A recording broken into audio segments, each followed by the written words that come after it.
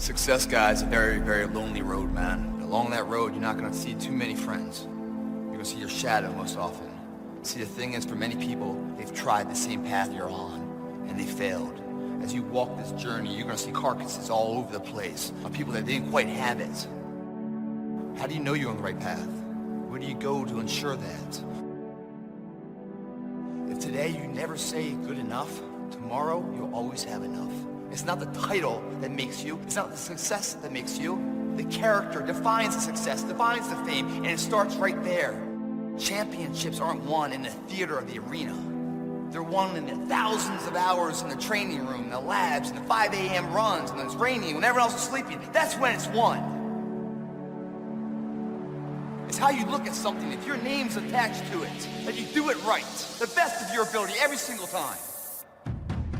The heart of a champion is a light switch that's always on. It doesn't go on and off if someone's watching. It's constant.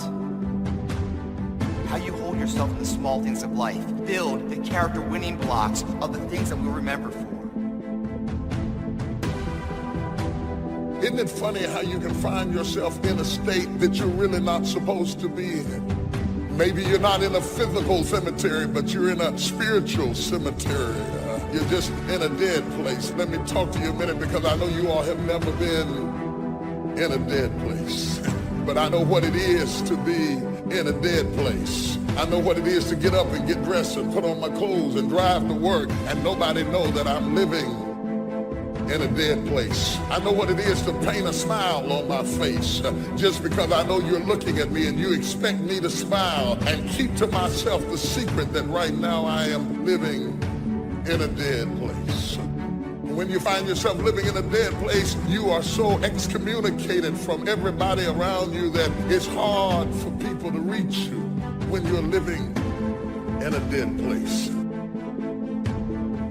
See, I say if you look at your life, and if you're not getting what you want, you owe it to yourself to do something differently. 85%, they say, of Americans go to jobs that they're unhappy. If you're doing something 8 hours a day that you don't like, it's not giving you what you want, it's not giving you a strong feeling of satisfaction and fulfillment. If that's what it is, you owe it to yourself to start strategically working to change directions. Most people will resist change. Most people will fight change as if change would be worse than what they're experiencing.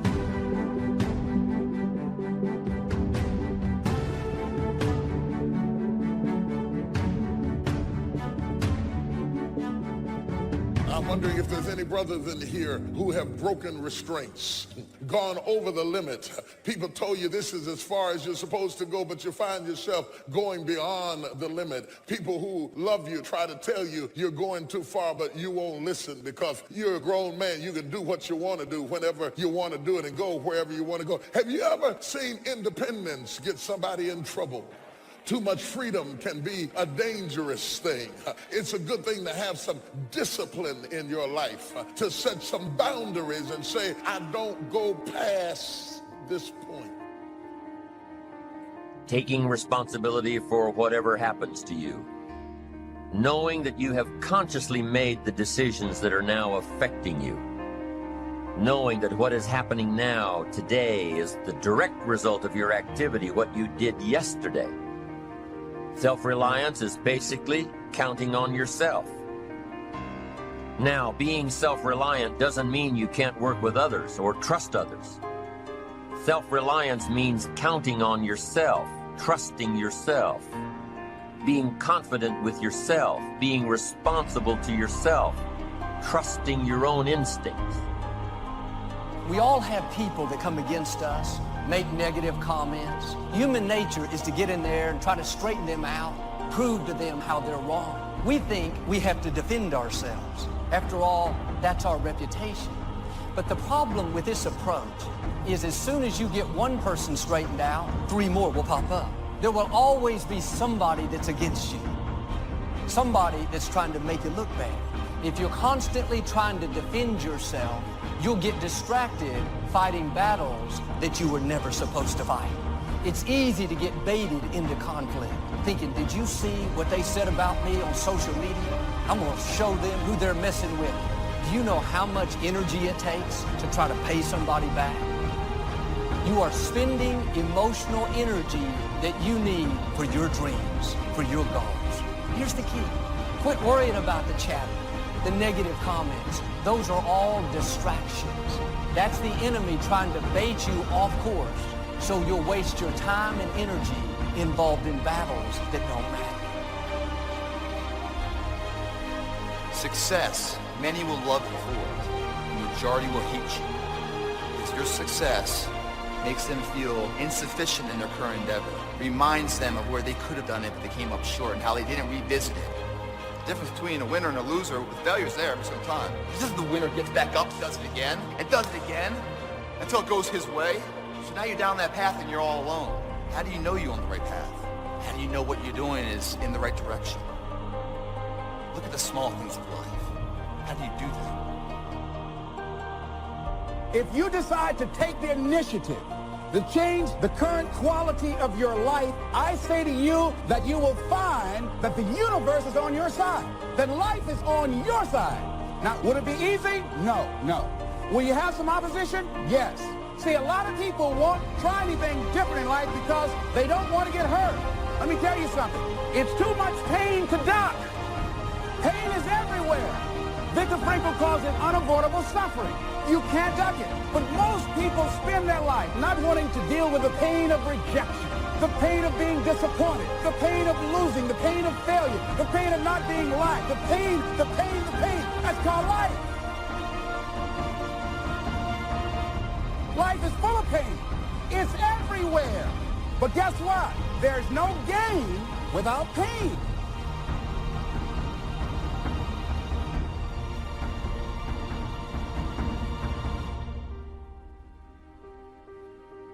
Gestalt psychologists give an example of being self-reliant. They say that you're responsible for getting caught in the rain.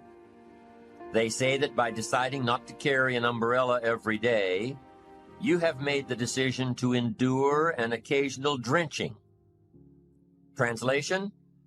By not being prepared, you make the choice of getting caught in some of life's unpleasant circumstances.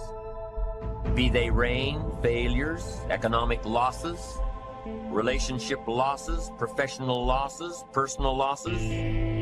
By not being prepared, thinking ahead, it's your choice.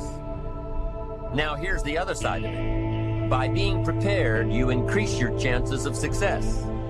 You increase the likelihood. By being prepared, you increase your chances of success, of seizing opportunities when they come your way, of being ready within yourself to take advantage of once-in-a-lifetime situations. Some people tend to blame others for their mistakes, blame others for their failures. Somebody says, it's not my fault the report isn't done, so-and-so didn't do their part. Of course it's your fault. It's your report too. It's your responsibility to see that everyone you delegated work to does their part. Now, you can't control what others around you do, but it's in your own best self-interest, your enlightened self-interest, that you stay on top of things, especially if it's going to affect your future. You think your boss cares that John didn't do his part? You think he sees John as the bad guy? Of course not. All he sees is that the report isn't done, bottom line. Be responsible for the things that affect you. You can make sure you're more responsible by checking in with those people who are working with you, the people who make up your team. You can be more responsible by saying, hey, John, how are you doing with your part? Do you need some help? Can we put somebody else in here to help you finish? Now, if John consistently doesn't handle his part, you've got to replace John. If he isn't doing his share, you've got to find somebody that will. Or what? It will negatively affect you. You can't wake up in the morning that the project is due hoping and wishing that John has done his part. No, you've got to be responsible because it's going to affect your career too. Now, my approach to my better future very early on in my career was to just go through the day with my fingers crossed. And I used to say something like, I sure hope things will change. for the better. Then here's what I found out. They're not going to change. Somebody says, well then, how will my life ever change? Answer, when you change. When you change, when you get better, it'll get better. If you change, it'll all change. Don't put it on someone else. Hope that someone else will change it for you.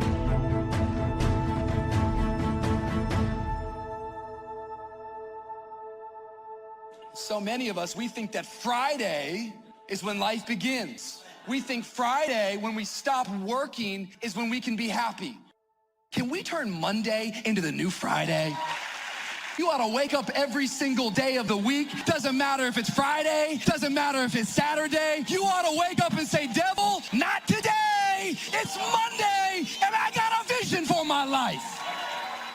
When I retire, then I will be happy. When I can finally cease working. The only problem is, as you start to study research, what you'll discover very, very quickly is that when people retire, do you know that the death rate increases?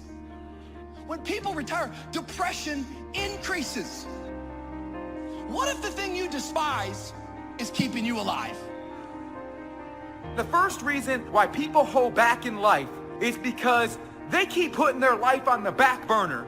They keep waiting till later to start living the life that they were meant to live. Because we all think that we got infinite time. We all think that we've got this enormous amount of time. Well, let me tell you something. If you keep waiting to live your life, eventually it's going to pass you by. Eventually, everything that you wanted to accomplish is going to just pass you by if you never find the confidence, or never find the hope, or never find the will, or the belief that says you should try to do this. I see so many people out there that are like, I have a goal, but I can't do that right now. I want to pursue my dream, but we live in a pandemic. I see a whole bunch of people out there who have a dream, but they're too scared to go after it. It begins right now with no one looking, man. How you hold yourself, how you see yourself. What do you do when no one's watching? If you do it then, I guarantee you, you'll be doing it when everyone's watching. Take responsibility for yourself. Take personal responsibility. You can't change the circumstances or the seasons or the wind, but you can change your reading habits. You can change whether or not you go for the skills, burn the midnight oil, turn yourself around, multiply your value by 2, 3, 5, 10. That you've got charge of. That you have control of. You don't have control of the constellations, but you've got control over whether or not you go to night school, take adult classes, learn some new skills. You have control over that. And if you don't, that's your fault. You've got to take personal responsibility. You've got to be self-reliant. You. Nobody else can change your life, alter your ambitions, pave a golden road for you. But you can. It's up to you. Be responsible for yourself. Learn to reap the harvest without complaint. This is a sign of growing maturity. And here's where it comes from: taking full responsibility. Take full responsibility for everything you do. Be responsible to yourself. It's your crop. Whatever your paycheck is, take full responsibility. You say, well, it's my employer. No, it's not your employer. You can become twice as valuable, 3 times as valuable. Burn the midnight oil, learn some more skills, bring more value to the marketplace. I'm telling you, whatever your harvest is, take it without complaint. Take it without blaming others. Self-preparation leads to control over your life. We discussed this in the last session. Whenever you prepare correctly, taking all of the steps you're supposed to take, doing everything in your power to stay on track, whenever your preparations lead to success, achieving your goals, you reinforce the disciplines that got you there. Success leads to reinforcement of the proper disciplines. If what you're doing is working, keep doing it. If what you're doing isn't working, change it. When you are doing all that you can possibly do and are successful at reaching your expectations, keep doing it.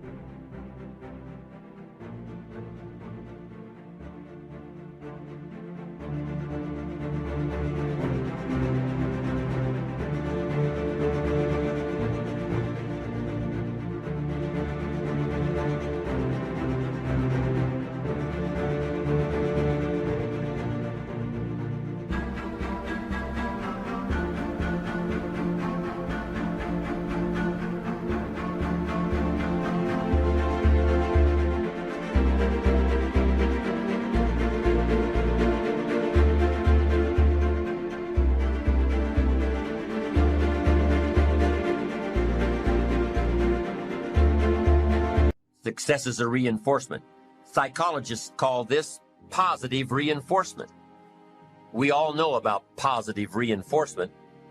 That's how we train our dogs. That's how we teach our kids. That's how the trainers at SeaWorld can get a killer whale to do tricks and follow commands and work side by side with humans by positive reinforcement. When you bring a brand new puppy home and try to teach him not to mess in the house, what do? You reward him for going outside or scratching at the door. When you're trying to get your toddler out of the diaper stage, what do? You reward her with special presents, make her feel special for learning something new. When you're trying to get your older kids to crack the books and study, what do? You reward them when they get good grades. You teach them that the skills they are developing now will have great positive effects on their lives later. But you reward them now. This is positive reinforcement. Learning that there are rewards for doing something good, something worthwhile, something of value. The greater the value, the greater the reward. The better you do, the better your reward. The greater the value, the greater the reward.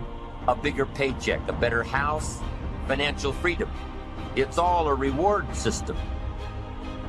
Now, there are two major benefits of positive reinforcement. Number one, positive reinforcement builds good habits.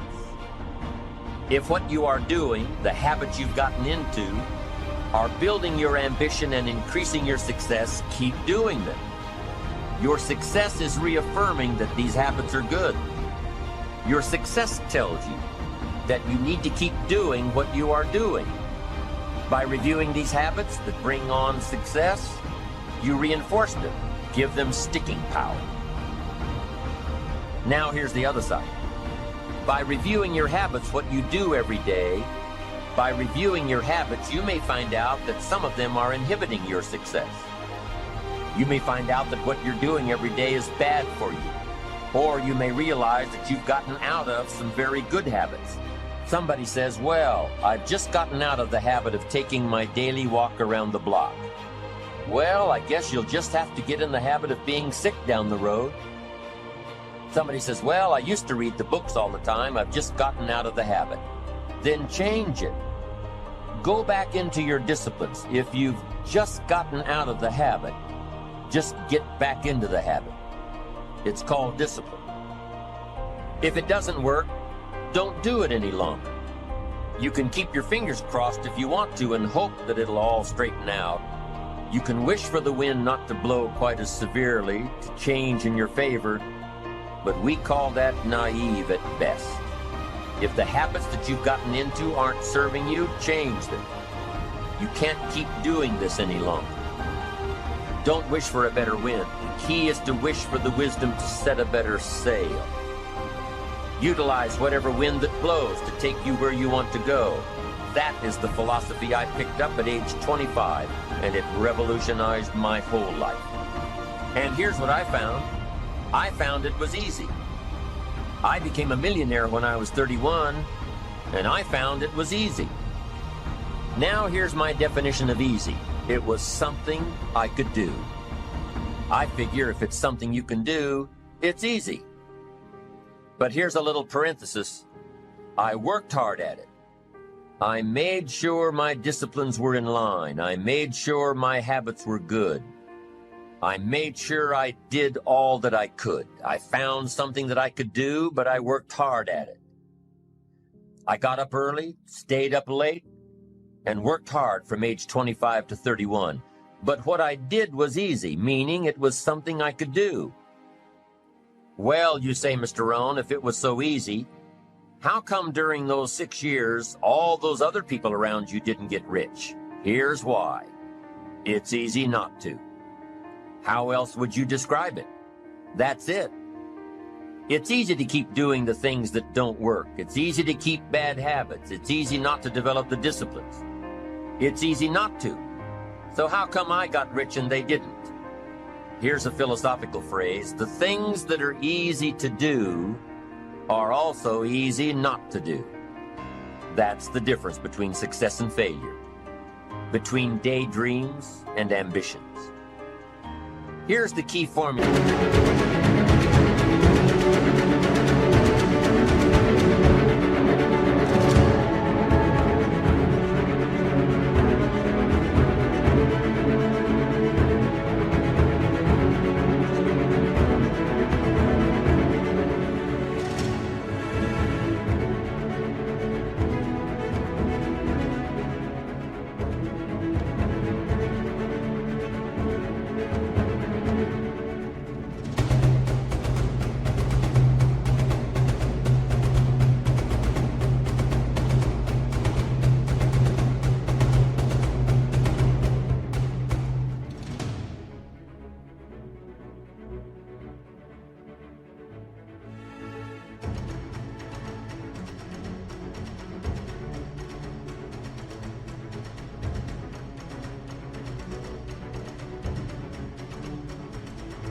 For success. A few disciplines practiced every day. And those disciplines have to be well thought out. What should you spend your time doing? Don't waste your time on things that aren't going to matter. But a few simple disciplines can change your whole economic future. Future with your family, future with your business, future with your enterprise, your sales career, your management career. A few simple disciplines, a few simple habits, good habits, repeated every day. Now here's the formula for failure. Errors in judgment, repeated every day. All you've got to do is to have a few errors in your judgment and repeat them every day. I'm telling you, they'll spin out of control in 10 years. You'll end up driving what you don't want to drive, wearing what you don't want to wear, living where you don't want to live, earning what you don't want to earn. A few errors every day, bad habits every day, it's disastrous. Now here's why it's easy to repeat an error in judgment. Because failure doesn't fall at the end of the first day. Bad habits don't show their horrible results at the end of the first day, or the first week, or the first month. It's easy to get faked out. If disaster fell on us at the end of the first week, we'd change our philosophy. But it's so subtle. Errors in judgment, bad habits. They're so subtle. They get you a little off course, a little off course, a little off course. You keep drifting off course, and all of a sudden you're caught. So you've got the choice right now of one of two easies. Easy to do or easy not to do. I can give you in one sentence how I got rich by the time I was 31. I did not neglect to do the easy things I could do for 6 years. I did not neglect. That's the key. I found something easy I could do that led to fortune, and I did not neglect to do it. The major reason for not having more of what you want in America, more health, more money, more power, more influence, more everything, the major reason is simple neglect. Neglect. And if you don't take care of neglect, it becomes an infection, and then it becomes a disease. So if you're in the habit of not doing it, doing all it takes to get ahead, get in the habit of doing it. Doing all it takes. That's the first benefit of positive reinforcement, building good habits. Now, the second benefit of positive reinforcement is that it creates the energy to fuel additional achievement. It gives you the drive to do more, to not only keep on doing what's right, but to do more of what's right. The disciplines that will help you grow and get ahead of it all. The knowledge that what you're doing is paying off creates more energy to keep going. How easy is it to get up in the morning when you know you're not doing all that it takes? It's not very easy at all. You can just lay there awake thinking, oh, what's a few more minutes in bed? It won't matter much anyway. Wrong. It does matter. It will matter. Now, how easy is it to get up in the morning when you're pouring it on, doing the best you can, anxious to get going, make progress toward your dreams? It's a whole different story. When you're resting to renew your reserves, it's much different than resting to avoid your day. When you're psyched up and excited for your life, when you're excited for what you've planned to accomplish for the day, it's amazing you'll wake up before the alarm clock even tries to startle you awake. Your successes fuel your ambition. Your successes give you extra energy. Your successes pave the way for more successes. It's the snowball effect. With one success, you're excited to meet another, and another, and another. And pretty soon, the disciplines that were so difficult in the beginning, the disciplines that got you going, are now part of your philosophy.